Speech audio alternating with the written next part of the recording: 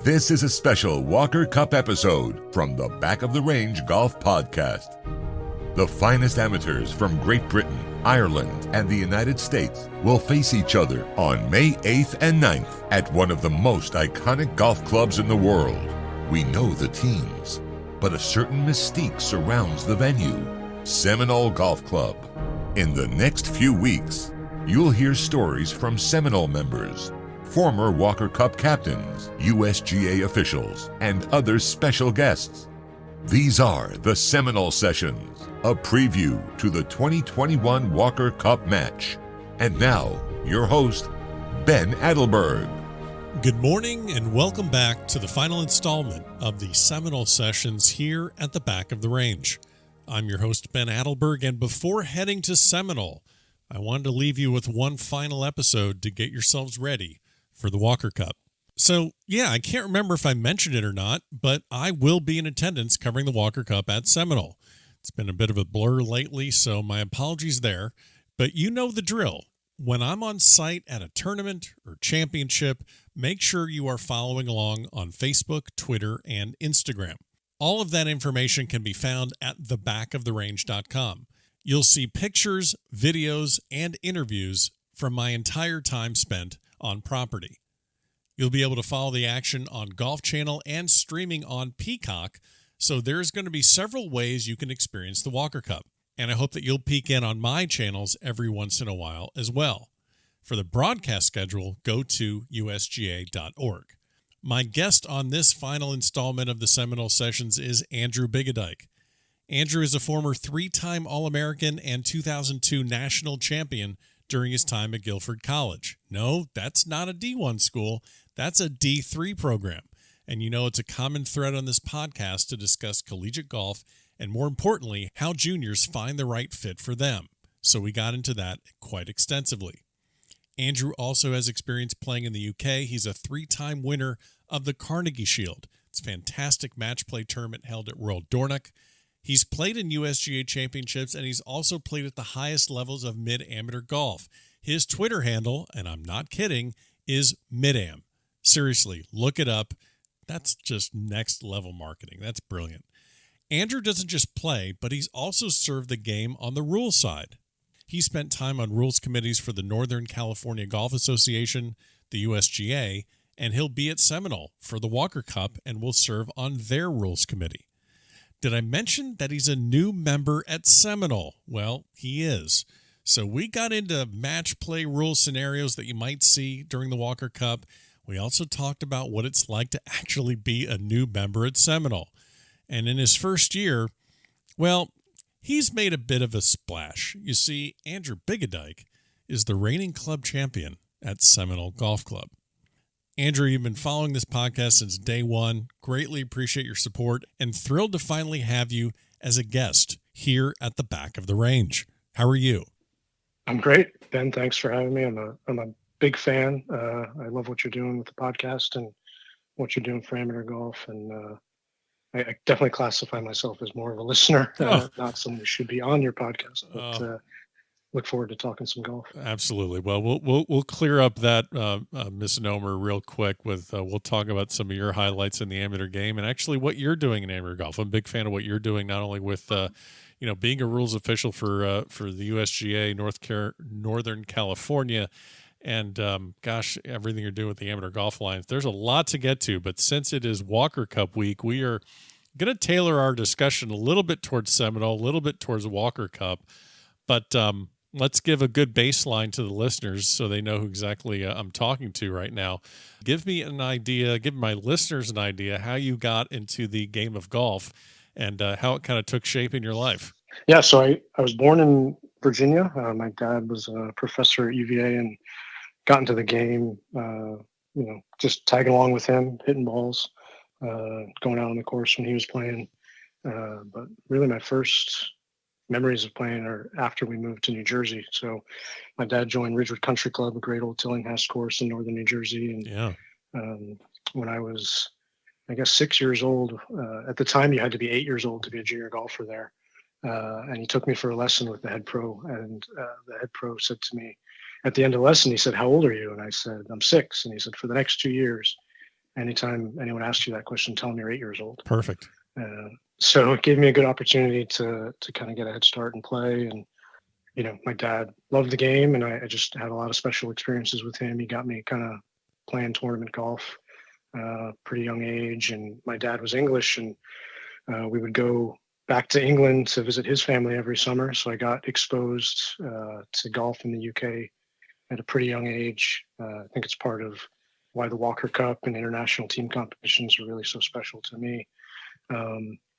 But yeah, my dad asked a friend at one point, where can we go after we visit, his dad, that'll have great golf and great beaches. And his friend told him he needed to go to Dornoch in the north of Scotland. Uh-huh. And so I think when I was about 6 or 8, my family made our first trip there.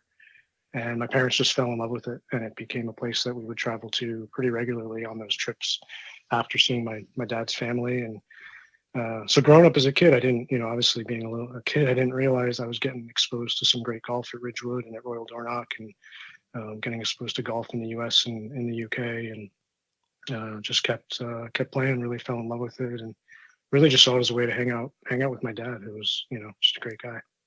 I love the fact that you are now you're a USG rules official, on the US Junior Committee, and the beginning of your golf endeavor was to lie about your age. I mean, I just think that's I mean, you're a beacon of honesty and the rules of the game and the traditions, and your first start is, hey kid, don't tell them how old you are. I mean, but no, that's fantastic. I mean, it sounds like you had an incredible upbringing in the game, and not just, playing with your dad, and then also going over to England, Scotland, playing Dornoch. I mean, hell, let's just dip into it right now. You're a 3-time winner of the Carnegie Shield, which is this fantastic match play event.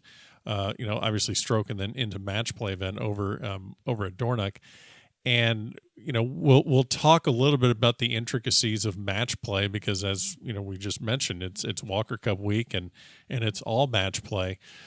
But is there something that has drawn you to match play over medal play, or how you've had success? I mean, a lot of the people listening to this, episode, they're going to see match play front and center at the Walker Cup. Maybe they play a little bit of match play at their home club or in different tournaments. But what is about match play that excites you? Or maybe over medal play, or just on its own? Yeah, for me, match play, it's sort of 18 contests rather than one contest. You're trying to win every hole, and it really puts it to you from the first hole. You have a putt to go one up, or stay even, or whatever it may be, and it matters a lot more. In stroke play, you kind of have this long-term view of your couple hour round, trying to get the best score, and there's going to be ups and downs. And I think in match play, you're really trying to respond to what your opponent's doing. It has I think a bigger impact mentally in terms of what it's asking you to do and to respond and to handle situations, whether it's responding to a lot of birdies or trying to make a comeback, whatever it may be. I just think it adds that additional element that makes it more exciting kind of throughout the round. Sure. So you play now, I guess before we talk about where you played collegiately, I know you played at Guilford College. You were a Quaker in Greensboro, North Carolina. That's right. Did you see many differences in maybe how kids got into the game, or how they matured into the game between the States and overseas? Yeah, I'd say that kind of my observations in terms of how the game is played differently were more later, when I would go for the Shield, the Carnegie Shield, when I got into college. But seeing how kids were brought into the game in the UK, it definitely seemed, at least in the circles that I was in the US, a much more serious, kind of regimented endeavor. People were a lot more focused on, the results, and parents were a lot more focused on, how can we get, our kids positioned to get scholarships and those sorts of things. And I think in the UK, it's just more of a game that everyone plays.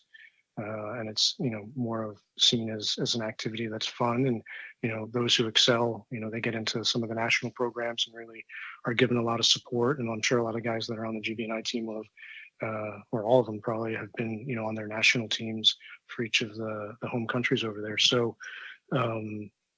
yeah, I do think it's a little bit more an accessible game.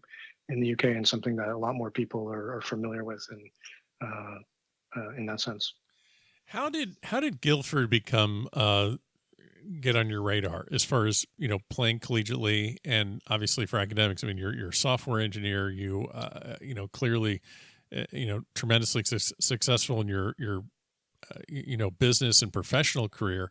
How did Guilford set you up for that, and how did that become the kind of the location that you wanted to go and study and play collegiate golf? I think like a lot of folks growing up in the Northeast, the one thing as a golfer is it's tough to get enough preparation in the wintertime with the weather. So I was looking to go south, and I was looking at various schools, and actually my dad took me to Clemson, and I had a meeting with Larry Penley, and at the level of player I was, I had no business going to Clemson. But Larry Penley, the legend. Yeah, I mean, in the nicest possible way, he explained to me kind of that I looked like a good player, up and coming, getting better, and what they look for playing on their team, and that he, wanted to do everything he could to help me find the right school for me. He wasn't sure that Clemson was right. And he gave my dad the names of a bunch of schools, and one of them was Guilford. And my dad reached out to the coach there, and we went to visit. And Coach Jensen was a great golf coach, great man, and he was really one of the coaches that made it clear that he was interested in me coming to that school, and he thought that I could help the program, and made a point of saying that I if I came there I could play and play a lot. And for me, that's kind of how I ended up going to Guilford, is really feeling like it was a place where I would be able to play and compete and learn to get better. And it was a perfect fit for me in that sense. I see a lot of the junior golfers I talk to, they want to go to the D1 school, get the cool logo on their bag, and a lot of them end up, a lot of my friends ended up going places where they weren't able to play, and they kind of lost interest with the game. And I'm actually really thankful to Larry Penley. Anytime I meet someone who went to Clemson, I say, hey, if you know Coach Penley, please, tell him I said thank you, because he sent me in a direction where it gave me a chance to really compete and play and get better, at my own pace. And I feel like that really helped me.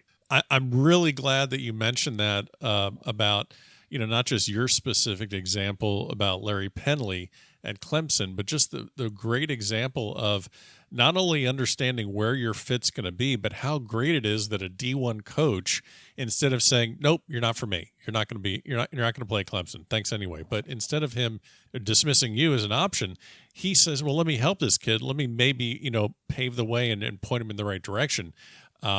Yeah, I just saw Larry Penley at Valspar, and he just picked up, I believe, his 80th win. I mean, just an unreal career at Clemson. So, and you had like you said, you had a great, it was a great fit for you at Guilford. I mean, 3-time, D3 All-American.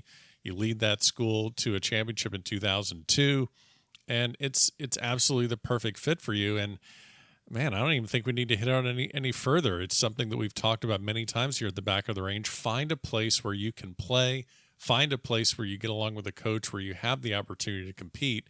And it sounds to me that you would not have changed anything about your collegiate career. No, I agree with that completely. I think, for me, getting to play in those national championships, I mean, you're playing for a national championship. Yeah. And you wake up in the morning and you feel excited and nervous. It doesn't matter if it's a D3 or D2 or D1. It's the biggest deal in the world to you.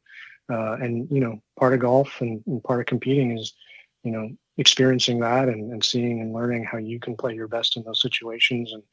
And I think my golf coach at Guilford, Coach Jensen, he was great. He'd wake up those mornings, and they'd have the leaders go off after lunch, and we'd all be pacing around nervous as hell. And he'd just say, I love days like this. Yeah. I'm so excited, and I'm full of butterflies because of the opportunity. And all he would talk about is the opportunity we had, and really get us focusing on positive outcomes and positive thoughts when it's so easy to go the other way. So to have those experiences, I wouldn't have had them if I had played at a school kind of outside my ability at the time. And I think it really helped drive me to kind of embrace competitiveness and those butterflies that Coach Jensen talked about, as well as gaining some experience that helped me later down the line when I would get into situations where you're feeling uncomfortable, but you're focusing on the opportunity and not on the potential negative outcomes. Sure. I had Jason Gore on the podcast, and we started talking about Walker Cup, and he's like, "Well, I have my Walker Cup bag from '99, and it's still intact with like the head covers, and there's probably a Top Flight Strata rolling around at the bottom somewhere. So don't let me down. Where is your Guilford College golf bag?" It's in my garage in my house in New Yes, Jersey. love it. I love it. I knew the answer would not be, I don't know where it is. I have no clue. I knew you'd still have it. Yeah. And I mean, to be honest, I just moved from California to New Jersey this fall back home, and, packing, my wife said, okay, we're going to get rid of lots of stuff, and the number of Guilford shirts. And I was taking pictures, sending them to college teammates, and I said, hey, do you still have yours? They're sending me pictures of theirs. I mean, those are memories, right? And so every time you go pack and shuffle your clothes around, it just brings back great memories from, these great times with your teammates and, competing and all of that. And so, it's just a great thing you don't want to forget. So you keep that stuff. My St. Thomas University college golf bag that started out blue and now is kind of a faded aqua of some sorts.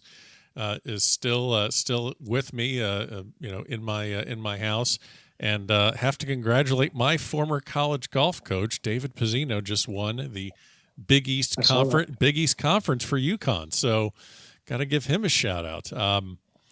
So Coach Pizzino actually, growing up, worked at Ridgewood Country Club. Yes, he and did. I got to know him, and I ran into him at the U.S. Junior at the honors course. At Flint Hills a couple of years ago, and he had no business recognizing me, but I mean, damned if he didn't recognize me right away and come over, and we started telling Dave Fagerstrom stories, our caddy master back in the day, and Bill Adams stories at pro back. And I mean, it's just really neat to see him, and it's amazing the connections in golf and the relationships you build, and it's been great to see what he's done there. He's a great guy. Yeah. This is kind of an interesting episode already, because not only are you a listener of this podcast, but you're so well connected in the golf space. We may not talk about you very much. We're going to try to, okay. But I mean, we're just getting all these different stories of Penley and Pizzino and just all over the place. But I wanted to. So I mean, it is Walker Cup week, and I wanted to touch on what you're going to be doing there at the Walker Cup at Seminole and your knowledge of Seminole. And so I absolutely have to share this story. So I'm at the Jones Cup, and, I get the phone call from you, and we're talking, and you're like, Ben, you're never going to believe this, but I'm a member at Seminole now. And you had quite a first year as a member. So before we talk about what you've done already in your first year as a member at Seminole, tell me how you spent your first month of your membership. This is a dream. You got to share this story. Yeah. So, first of all, I still can't even believe that I'm a member at Seminole. I mean, just an unbelievable, very fortunate, for me, and just a wonderful club and wonderful group of people. And so, coming into the season, I just wanted to do everything I could to spend as much time there and really experience it and take advantage of it before they realize they should kick me out or something. But nice. I've been at my company for 16 years. I work at a software company, and I guess everyone knows that tech companies are a little bit, favorable with some of their benefits and the way they treat employees. And sure. So, reaching my 16-year mark at my company, one of the things they do is they just give you a month off. And so, we're in the kind of heat of some transitions with, people last fall when this came about. And, I said to my manager, I'd really, I think it's better for the team if I wait until the winter to take my month away from work. And thanks, Andrew. It's really nice of you to do that. You don't know. I don't know if you knew that I had, my eye on February to rent a little condo, and my wife and daughter love the beach, and I love golf. And if you love golf, you're going to love Seminole. And I just was able to take that month off of work at Seminole. It was, I'll probably never get a month like that again in my life. Oh my gosh. Yeah. You told me about that. I was like, this guy he's just winning. He's just winning at everything right now.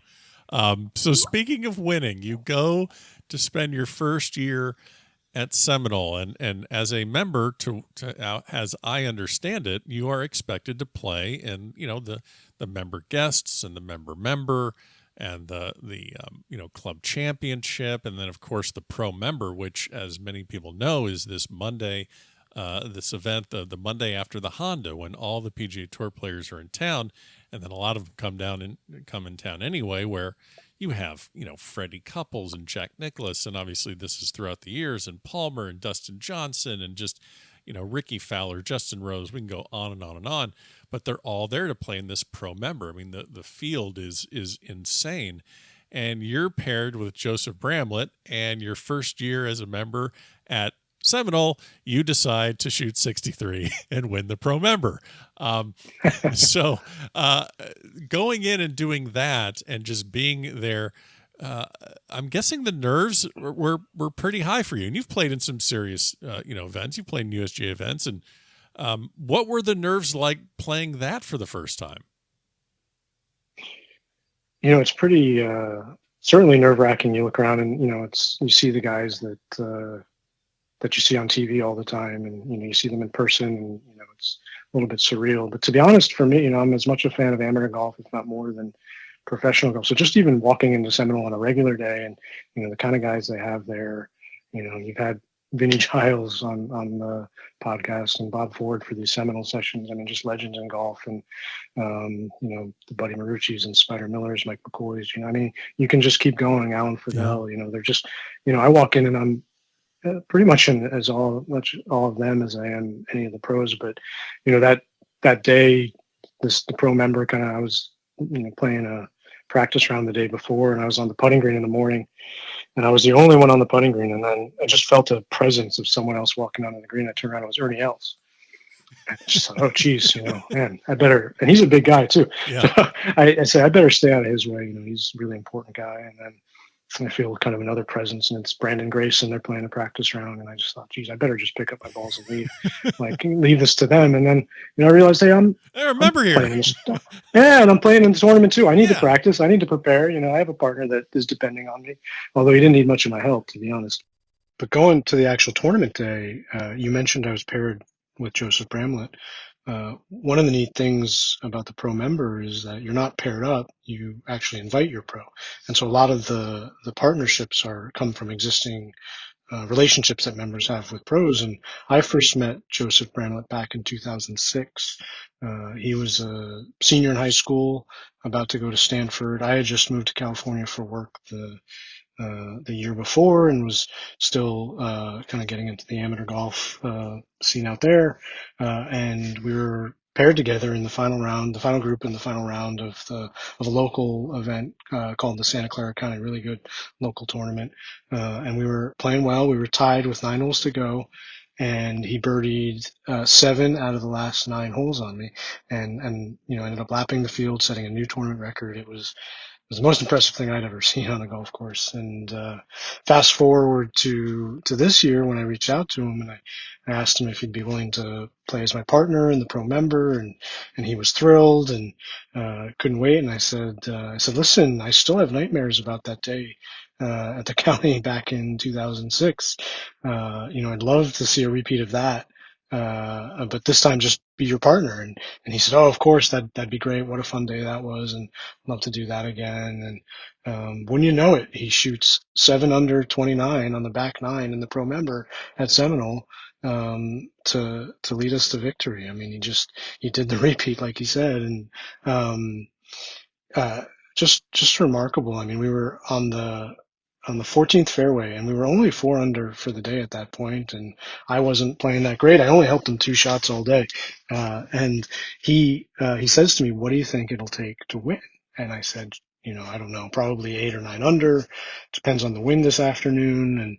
And I'm thinking, hey, this has been a great day. Let's enjoy the rest of the round. And he's thinking, how do we win? And he says to me, let's go on a run. And that's exactly what he did. He chipped in for eagle on 14. He knocked it on in 2 and 15, made birdie. Hit it close 16, made birdie. We both parred 17. And then on 18, his birdie putt fell in on the last revolution. And that was the difference for that 63. We won by 1. And just a great guy, Joseph. He's battled a bunch of injuries while at Stanford and out on tour with his back, and he had to completely rebuild his swing. He told me he went 4.5 years without being able to play without pain. And you'll never hear a complaint out of him. All he talks about is how grateful he is to have a career and playing again, and so thankful for all the people like his swing coach that helped him get back to where he is. He's just shown so much determination, so much work ethic. He really deserves to be back there. He's a great talent and a great guy. Everybody should be rooting for Joseph Bramlett. And you mentioned these amazing people, and it seems almost like every single round that someone would play at Seminole has to have a story, has to involve someone very special in the game. You told me a story a while back about this one random round at Seminole you played. Share that story if you don't mind. Yeah, so actually the January before in 2020, I was playing in the National Senior Junior event that great man, John Birmingham, who recently passed away, Seminole member who had run it for years. And I was playing with Alan Fidel as my partner. And after the last day, we're driving home and he's going to drop me off. And he says, hey, you want to play Seminole tomorrow? Oh, of course. And I count, I can't think of anything I'd rather do than play Seminole any day of my life. But he said, okay, we're going to play with Jimmy Dunn and Bob Ford. And I all of a sudden thought, well, geez, maybe I don't want to play Seminole tomorrow, and we're talking about Alan Fidel, who's, I've gotten to know him really well. Great man, done a lot for golf with the Concession Cup and the Amateur Golf Alliance, and his home state in Ohio. And so I've gotten to know him, so I'm comfortable around Alan despite all that he's accomplished. And, and I've been around Bob Ford a little bit and Jimmy Dunn a little bit. I've never played with either of them. And it's just kind of a daunting, nerve-wracking kind of thing for me, at least the way I approach these kinds of things. Maybe I shouldn't be, but so the next day we're driving in and it's blowing 30 or 40 miles an hour, just really blowing hard. And my wife is dropping me off, and she's like, "Oh, it's windy. You love to play in the wind. This is good for you." I'm just sort of laughing, like, who knows? I guess if I play bad, at least I don't look like a fool entirely because of myself, and I get the wind to blame a little bit. But we get out there, and Jimmy, who is a hell of a player and works hard at his game, and he doesn't need any strokes from anybody. No. But he's as all he's accomplished in life, he's certainly a good negotiator. So he picks me as his partner, and he negotiates 2 strokes aside. And so we get going, and I'm probably as nervous as I am any round that I would play in the Coleman or any other event, and really for no reason, just a bunch of great guys enjoying a great day of golf. But I go out there, and the wind's blowing like crazy, and somehow I hit the spot on the first hole from 30 feet, and it goes in. And Jimmy and I get one up, and then we keep going, and we get to the third hole, and I think Bob and Alan both had probably 5 or 6 footers for par and miss them, and we get up on the next tee, and Jimmy Dunn's standing over his tee ball on 4, and he stops, and he backs off, and he looks at me and he says, Andrew, that third hole, that's a really challenging par 5. And I said, yeah, it's one of the greatest par 5s in the world. I'm talking to the club president here, and and he goes, and I didn't really figure out Jimmy yet and what he was doing, and he goes, a lot of people make bogey on that par 5. And then he looks at me and he goes, but not you and me. We made par. Those guys made bogey. And I'm just in shock. And I look over, and Bob and Alan are just shaking their heads and smirking because they know they've been played with him before. And honestly, I don't think there's anyone that has more fun playing golf than Jimmy Dunn. And the way he needles and the way he pushes, and it's in the competition, it's just a joy to play with him. It's a lot of fun, and we ended up playing great that day. He got those shots, and I think I birdied the 9th hole to put a 7 up through 9 holes. And I don't know if Bob and Alan were being nice, trying to make Jimmy like me or something, but we walked off, and Jimmy said, this wind is crazy. Let's go in for lunch. These guys aren't going to come back anyway. And we went and had a great lunch. It was a good day. That's great. That's such a great story. Yeah, I've not had the privilege of play with Jimmy or Alan or Bob yet, but that's that sounds like a lot of fun. And as someone just kind of as I would say, kind of an initiation, that sounds like a great way to learn about the culture at Seminole, to play with those guys. Mm-hmm. I know it's a golf club, but it sounds to me that Seminole is not just about the golf; it's about the people. Yeah, so Seminole, I think it's a world-class golf course, and we'll see that all this weekend in the Walker Cup, and anyone that gets a chance to go there should. But I think for me, what really separates Seminole from a lot of the other places I've been is the people. And not just the members. Obviously, the members are the highest golf IQ people I've been around, and great passion for the game and their accomplishments, what they've given back to the game. But really, the professional staff, Bob Ford, Matt Cahill, and all their staff, the caddies.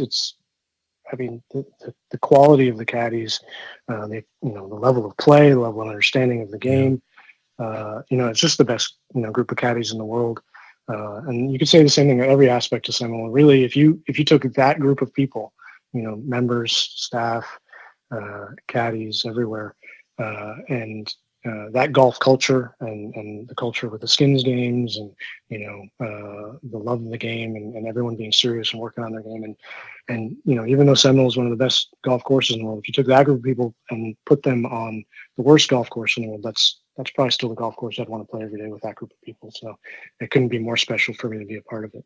Well, we have a great event heading our way in the next few days at Seminole, the Walker Cup matches, and not only are you a member of the club and get to appreciate the Walker Cup in that regard, but you're going to be working a little bit. I mean, they're going to put you to work, so you are going to be, I believe, on the rules committee for the Walker Cup, and I thought I'd ask you maybe if you can share a story about maybe some match play rules that, I know you've done stuff with US Junior, you've been at numerous different USG events, so you're no stranger to not only just the typical rules questions that you may get from players, but maybe also some rules issues that have come about that you would only see in match play. And I know I'm kind of putting you on the spot, but is there anything you could think of that maybe you can share with listeners to kind of keep their eyes open for, or just things that they should understand about match play? Yeah, that's interesting. I did have really an interesting one with the US 4 ball back in 2017 at Pinehurst. That's match play specific rule, and I was refereeing a match between Patrick Kristovich and Garrett Rank, who you've both had on the podcast. Great players, great guys, and they were playing Akshay Bhatia and Grayson Watnowski, and two really good young players from North Carolina, and they were having a really tight match. And throughout the match, a number of times Grayson would have putts inside Akshay on a similar line, and he would kind of line up and kind of quickly try to hit the putt as before anyone would have a chance to concede the putt, so that he could show the line. And Garrett, being a veteran competitor that he is, sure, caught on to this, and he started conceding those putts when that situation happened. No gamesmanship, no problems, everything everyone was doing within the rules. And I started getting a chuckle out of it. I think on the probably the 15th hole, that par 3 there at Pinehurst number 2, there was about a 5-footer, and he very quickly, Garrett says, that's good, you can't hit that putt, that's good. And so Grayson sort of, he wanted to give Akshay the line, he picks up. So we get to the 18th hole, and Patrick and Garrett are one up, and Akshay's at the back of the green, and Grayson is, I think he missed the green and chipped up. He had a long par putt, and they need to win the hole. And he wasn't away. He was on Akshay's line again. And in the middle of his backstroke, he had kind of gotten in there without really much attention to hit the putt. And in the middle of the stroke, Garrett says, oh, that's good. And it was kind of hard to tell when the stroke had happened. Garrett, Grayson saw he was already hitting the putt. And it was kind of a little unsure what should happen. I mean, in that situation, if a putt is conceded and you putt it anyway, then your partner is disqualified for the hole. So that's an interesting match play rule that comes up as a part of trying to prevent them from helping their partner in that situation. Right. But because the concession came in when it did quite late, everyone was kind of looking around. Did that concession count? Did it not count? And I was standing out to the side of the green, and Patrick Kristovich turns around, he looks at me, he goes, well, what do we do there? And I said, I don't know when that concession was made relative, the stroke is the forward movement of the club with the intent to hit the ball. So did he concede it on the way back, on the way through? So I'm getting on the radio and trying to get some staff members who really know how to deal with these situations over to kind of help kind of clarify. And then, Garrett said, no, don't worry about it. I was late on that. Just, let's just keep playing. So they went ahead and kept playing. So we never did actually have to give a ruling. They ended up winning the match, won up, they had the hole. But that is an interesting one with match play where, if you hit, if someone concedes a putt, and it's going to help your partner, you can't hit it. And if you do, the opponent is disqualified. Right. For the hole. When did you start getting interested in rules? Because most of us, I'm guilty. I probably have the barely passing grade when it comes to understanding the rules, and you even see professionals calling over for rules officials quite often on the PGA Tour. And I know there's a lot of money involved, and that falls into it as well. But as I said earlier, you've been a rules official for Northern California Golf Association, or the rules committee for the USGA. When did you start, gaining an interest in the rules, where you wanted to have that be, part of your relationship with the game? So, yeah, it's a great question. So my interest in the rules really was sparked by my dad. My dad was a professor, and anytime you asked him a question, he never just gave you the answer. He went in, whether it was a homework question, and he pulled out Encyclopedia Britannica and showed you how to look it up yourself. But anytime the golf questions would come up in the rulings, he would pull out, at the time it was the decisions book.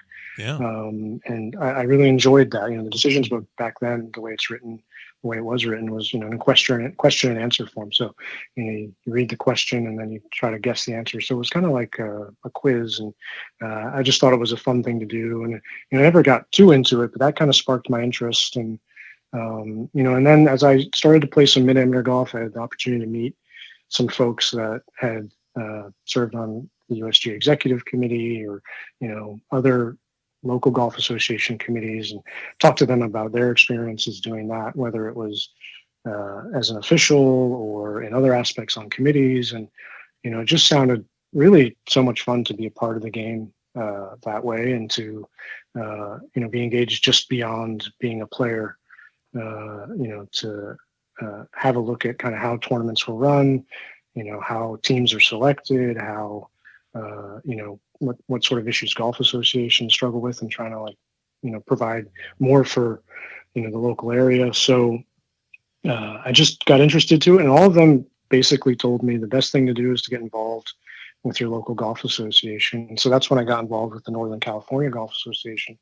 And they have a tremendous rules education program in Northern California. And I went to a rules workshop thinking this is going to be great. I'm going to know how to give every ruling, and I'm going to know how to solve every problem that comes up when I'm playing. And I don't think I've ever left anything more afraid of my life after doing that. I just, oh my gosh, the complexity of the rules and the amount that you have to know.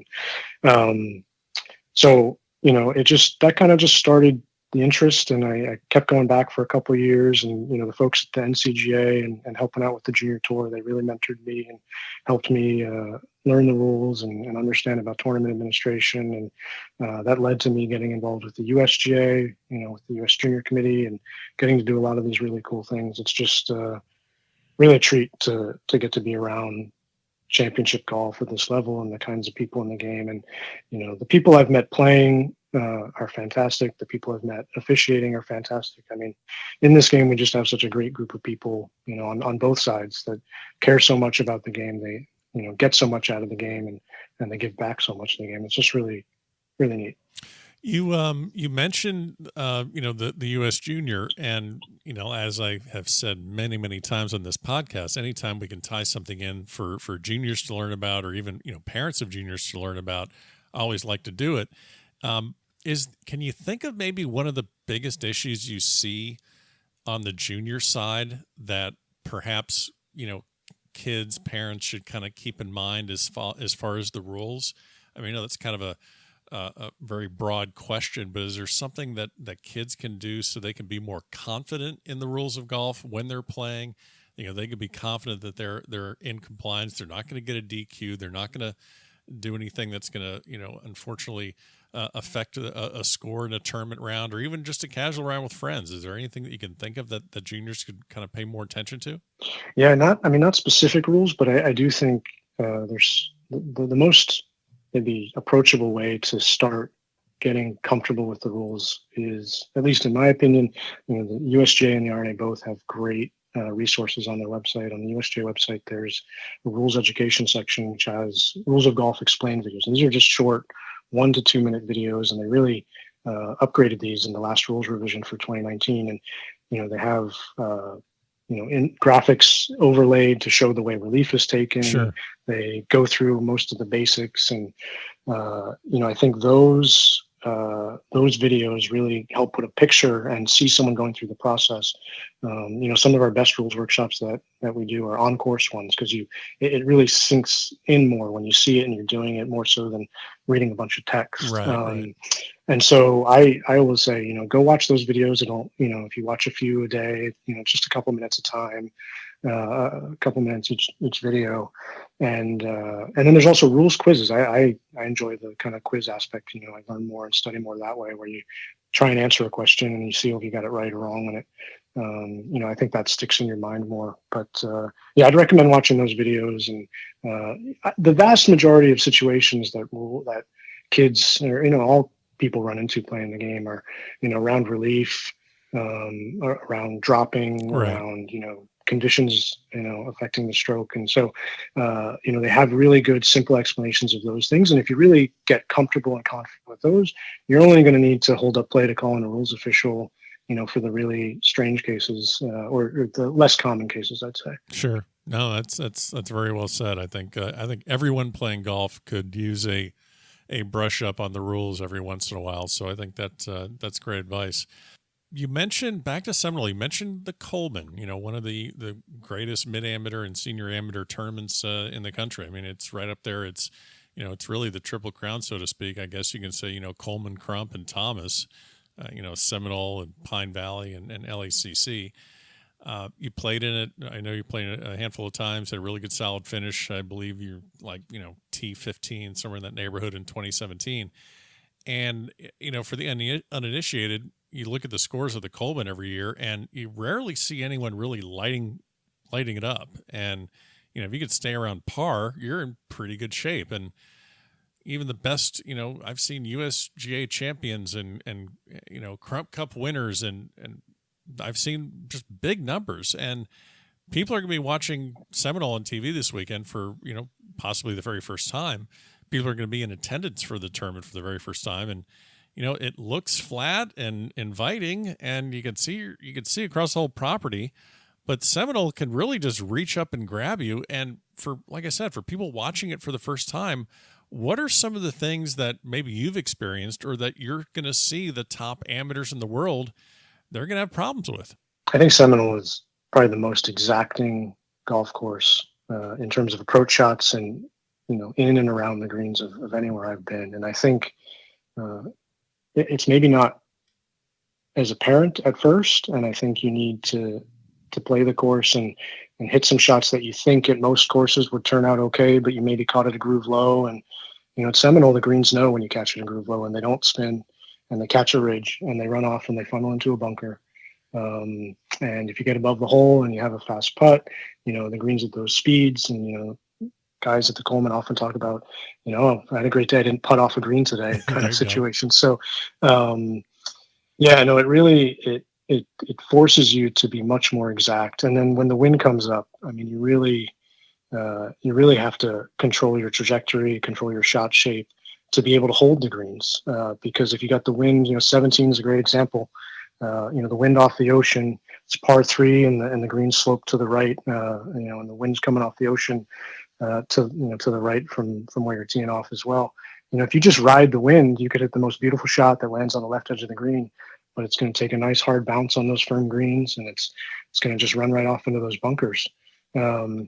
So you really have to be able to flight your ball and hit that draw into that green to hold that green. And there's a lot of holes like that. And one of the beauties about Seminole is, as it's routed, you're hitting different winds from different angles. You have different holes with different green contours. And, you go through there with a 2-club wind, and you're going to need to hit every trajectory, every shot shape if you really want to be able to score well. And these guys, And these Walker Cuppers are the best amateurs in the world, and they can do it. So it's going to be exciting to watch.